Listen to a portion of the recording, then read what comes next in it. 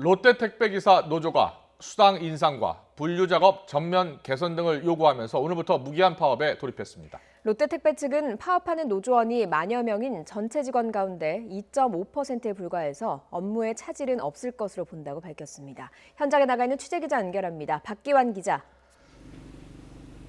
네, 서울 복합 물류단지에 나와 있습니다. 네, 롯데택배 기사들이 파업까지 하면서 요구하는 것, 구체적으로 어떤 내용입니까? 네, 롯데택배노조는 이제 본격적인 파업 농성에 들어갔습니다. 지금 제 뒤로 보이는 대형 천막에만 30여 명의 택배기사들이 나와 있는데요. 회사가 요구안을 받아들일 때까지 절대 물러서지 않겠다며 서로 다짐하는 모습을 볼 수 있었습니다. 우선 노조의 핵심 요구사안은 그동안 삭감된 배송수당의 원상복구입니다.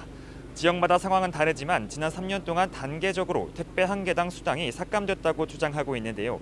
서울 송파터미널의 경우 968원 수준이던 수당이 3년 만에 150원 가까이 줄어들기도 했습니다.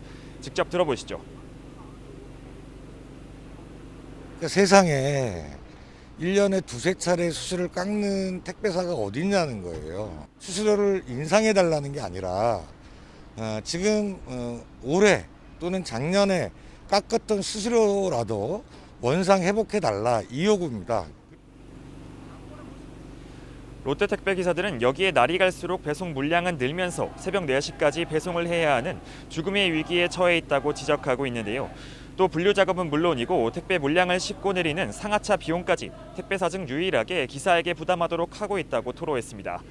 앞서 각 대리점과의 수차례 교섭은 결국 결렬됐고 총파업을 통해 롯데택배 본사가 직접 나서 문제를 해결하라고 촉구하고 있습니다.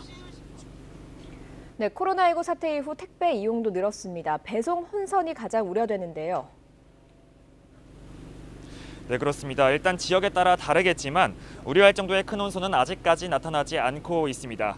전국 롯데택배 기사는 만여 명 정도인데 이번 택배 파업에 참여하는 건 민주노총 소속 롯데택배 노조원 250여 명 정도입니다.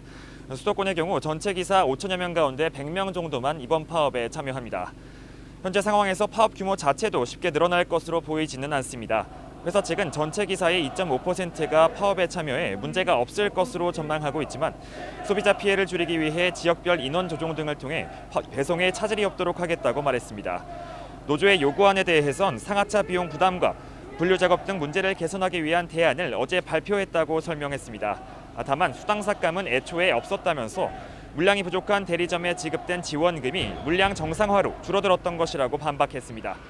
일부 요구안은 수용됐지만 핵심 요구사안인 수수료와 지원금을 두고는 사측과 노조가 한동안 대치할 수밖에 없을 것으로 전망됩니다. 지금까지 서울 복합물류단지에서 YTN 박기환입니다.